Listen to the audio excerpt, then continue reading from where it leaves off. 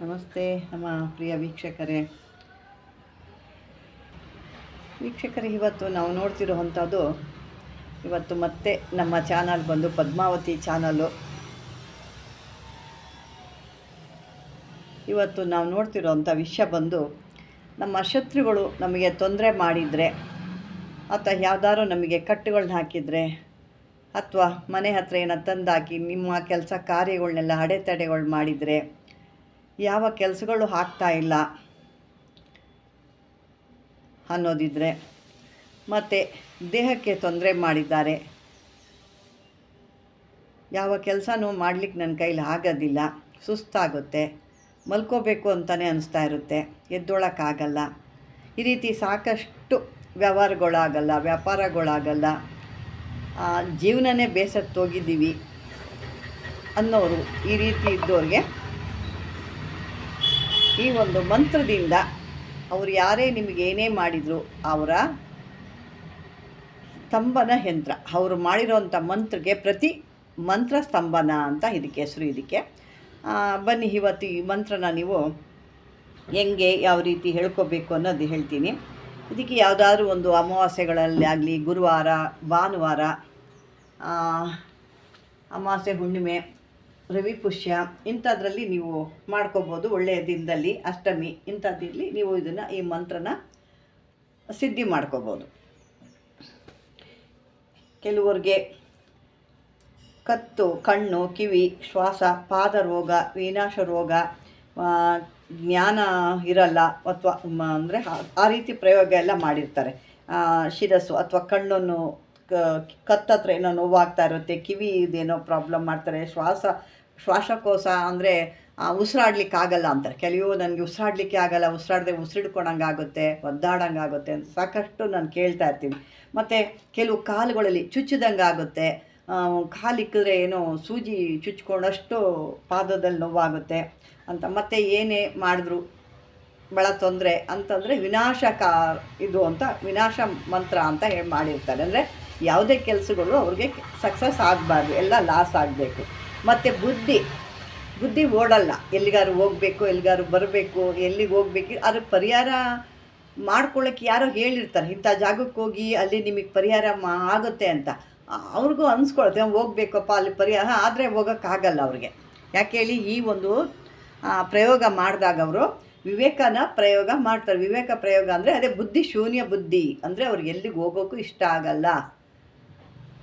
ಏನೋ ಒಂದು ಹೇಳ್ತೀವಲ್ವ, ಸೋಂಬೇರಿ ಅಥವಾ ಏನೋ ಒಂದು ಮೂದೇವಿ ಅಂತೆಲ್ಲ ಬೈತಾ ಇರ್ತೀವಿ. ಅಂದರೆ ಅವ್ರಿಗೆ ಆ ರೀತಿ ಆಗಿರುತ್ತೆ. ಅವ್ರಿಗೆ ಆ ರೀತಿ ಆದಾಗ ಅವ್ರಿಗೆ ಎಲ್ಲಿಗೆ ಹೋಗೋಕ್ಕೂ ಮನಸ್ಸಿರಲ್ಲ. ಅಂದರೆ ಅಲ್ಲಿರೋವಂಥ ಸುತ್ತಮುತ್ತ ಅವ್ರನ್ನ ಆ ಥರ ಬೈತಾ ಇರ್ತೀವಿ. ಅಂದರೆ ಅದರಲ್ಲಿ ನಡೆದಿರೋದ್ರಿಂದ ಅವ್ರಿಗೆ ಆ ಥರ ಆಗ್ತಾ ಇರುತ್ತೆ.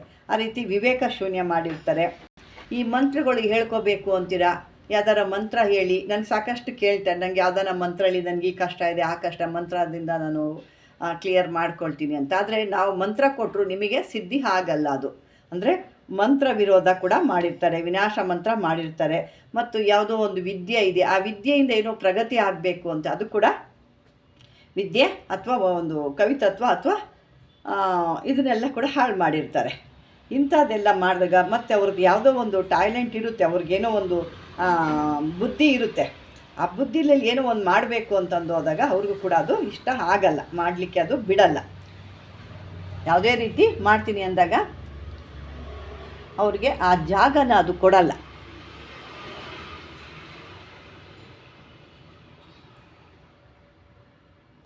ಅಥವಾ ಎಲ್ಲೋ ಹೋಗಿ ಮಾತಾಡಬೇಕು ಅಥವಾ ಯಾವುದೋ ಒಂದು ಕೇಸ್ ಇದೆ, ಅವ್ರ ಹತ್ರ ಮಾತಾಡಬೇಕು ಅಂತ ಕೂಡ ನಿಮಗೆ ಪ್ರತಿವಾದಿ ಸ್ತಂಭನ ಅಂದರೆ ಅವ್ರ ಹತ್ರ ಮಾತಾಡೋಕ್ಕೆ ಆಗದಿರೋ ಥರ ಸ್ತಂಭನೆ ಮಾಡಿರ್ತಾರೆ, ಮಂತ್ರ ಸ್ತಂಭನೆ ಮಾಡಿರ್ತಾರೆ. ಅಂದರೆ ನೀವು ಯಾವುದಾದ್ರು ಒಂದು ಸಿದ್ಧಿ ಮಾಡ್ಕೋಬೇಕು, ಆ ಮಂತ್ರ ಸ್ತಂಭನೆ ಆದಾಗ ನಿಮಗೆ ಯಾವುದೂ ತೊಂದರೆ ಅದು ಆಗ್ತಾ ಇರುತ್ತೆ ಹೊರತು ಏನೂ ಕೆಲಸ ಆಗಲ್ಲ. ಅದೇ ರೀತಿ ಶಕ್ತಿದಾಯಕ, ಅದು ಕೂಡ ನಿಮಗೆ ಶಕ್ತಿ ಕೂಡ ಇರಲ್ಲ ದೇಹದಲ್ಲಿ. ಅಂದರೆ ಇದೆಲ್ಲ ರೀತಿಯಲ್ಲಿ ತೊಂದರೆ ಇರುತ್ತೆ ಇದಕ್ಕೆಲ್ಲ. ಮತ್ತು ಭೂತ ಪ್ರೇತಗಳು, ಪಿಶಾಚ ಒಂದು ಬಾಧೆಗಳು ಇರ್ಬೋದು, ಇವಕ್ಕೆಲ್ಲ ಇದ್ದಿದ್ದಾಗ ಇಂಥದ್ದೊಂದು ಮಾಡಿದಾಗ ಇವೆಲ್ಲ ಬಿಡುಗಡೆ ಆಗುತ್ತೆ. ನಾನು ಮೊದಲೇ ಹಾಗೆ ಏನು ಹೇಳಿದ್ದೀನಿ ನಿಮಗೆ,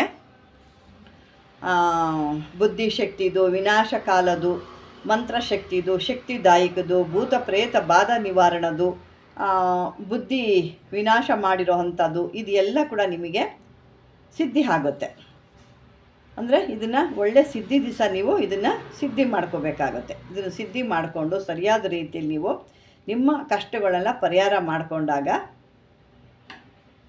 ಯಾವುದೇ ರೀತಿಯಾದಂಥ ಈ ದುಷ್ಟ ಶಕ್ತಿಗಳು ನಿಮ್ಮನ್ನೇನು ನಾಶ ಮಾಡಬೇಕು, ಏನು ಇವ್ರನ್ನ ಹಾಳು ಮಾಡಬೇಕು ಅಂತ ಏನು ಬರುತ್ತೆ ಅದು ನಿಮ್ಮಿಂದ ದೂರ ಆಗೋಗ್ಬಿಡುತ್ತೆ. ಅಂದರೆ ಸರಿಯಾದ ರೀತಿಯಲ್ಲಿ ಒಂದು ಒಳ್ಳೆ ದಿನ ನೋಡ್ಕೊಂಡು ನೀವು ಮಾಡಬೇಕಾಗುತ್ತೆ. ಅದನ್ನು ಮಾಡ್ಕೊಳ್ಳಿ.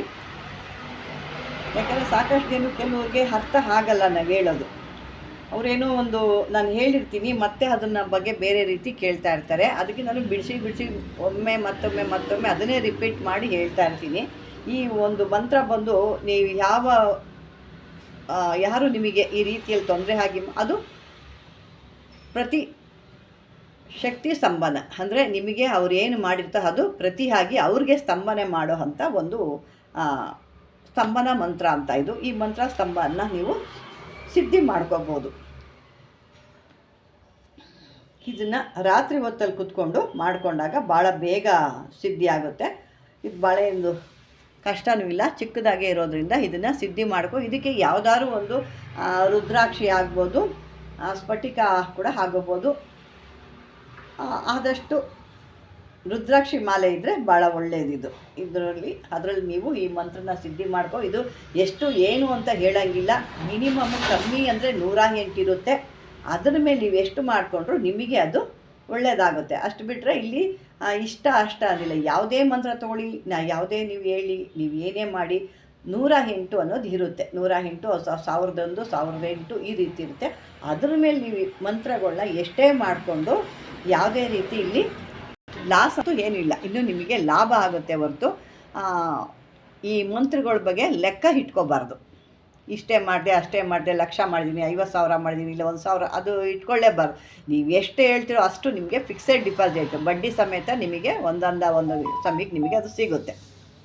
ವೀಕ್ಷಕರೇ, ಇದು ಒಂದು ಸರಿಯಾದ ಇದರಲ್ಲಿ ನೀವು ಹೋದ್ವಿ ಅಂದರೆ ಅವ್ರು ಏನೇ ತೊಂದರೆ ಮಾಡಿರ್ತಾರೋ ಅದೆಲ್ಲ ನಿಮಗೆ ಪರಿಹಾರ ಆಗುತ್ತೆ. ಈ ಒಂದು ಇದು ರಾತ್ರಿ ಹೊತ್ತಲ್ಲಿ ಮಾಡೋದು. ಅದರಿಂದ ಒಂದು 8 ಗಂಟೆ 9 ಗಂಟೆ ಮೇಲೆ ಎನಿ ಟೈಮ್ ಮಾಡಿ, 10 ಗಂಟೆ ತನಕ ಕೂಡ ಮಾಡ್ಕೋಬೋದು. ಇದನ್ನು ಆ ರೀತಿ ಮಾಡ್ಕೊಂಡು ಈ ಮಂತ್ರದಿಂದ ನೀವು ವಿಭೂತಿಲಿ ಕೂಡ ಮಂತ್ರಿಸಿಟ್ಕೋಬೋದು, ನಿಂಬೆಹಣ್ಣಲ್ಲಿ ಮಾಡ್ಕೋಬೋದು. ಅಥವಾ ಯಾರು ನಿಮಗೆ ತೊಂದರೆ ಅಂತ ಬಂದಾಗ ಒಂದು ಭಸ್ಮದಲ್ಲಿ ಇದನ್ನು ಮಾಡಿಕೊಂಡು ಮತ್ತೊಮ್ಮೆ ಅವರ ಮುಂದೆ 108 ಸಾರಿ ಹೇಳಿಬಿಟ್ಟು ಅವ್ರನ್ನ ಮುಖಕ್ಕೆ ಅದನ್ನು ಊದಿದಾಗ ಅವರಲ್ಲಿರೋ ಅಂಥ ಅವ್ರಿಗೇನು ವಾಕ್ ಸ್ತಂಭನೆ ಮಾಡಿರ್ತಾರೆ ಅಥವಾ ಸ್ತಂಭನೆ ಅದರಿಂದ ಆ ಮಂತ್ರಗಳೆಲ್ಲ ಕಟ್ಟಾಗೋಗ್ತವೆ. ಅವ್ರು ಏನೇ ಮಾಡಿದ್ರೆ ಆ ಮಂತ್ರ ಕಟ್ಟಾಗುತ್ತೆ. ಇದೊಂದು ಅದ್ಭುತವಾದಂಥ ಒಂದು ಸ್ತಂಭನ ಮಂತ್ರ. ಅದನ್ನು ನೀವು ಮಾಡ್ಕೊಳ್ಳಿ, ಇದನ್ನು ಉಪಯೋಗ ಮಾಡ್ಕೊಳ್ಳಿ ಅಂತ ಹೇಳ್ತಾ ಬಾಂಧವರೇ, ಈ ಒಂದು ವಿಡಿಯೋ ನಿಮ್ಗೆ ಇಷ್ಟವಾದರೆ ಲೈಕ್ ಮಾಡಿ, ಶೇರ್ ಮಾಡಿ, ಸಬ್ಸ್ಕ್ರೈಬರ್ ಮಾಡ್ಕೊಳ್ಳಿ ಅಂತ ಹೇಳ್ತಾ ಧನ್ಯವಾದಗಳು.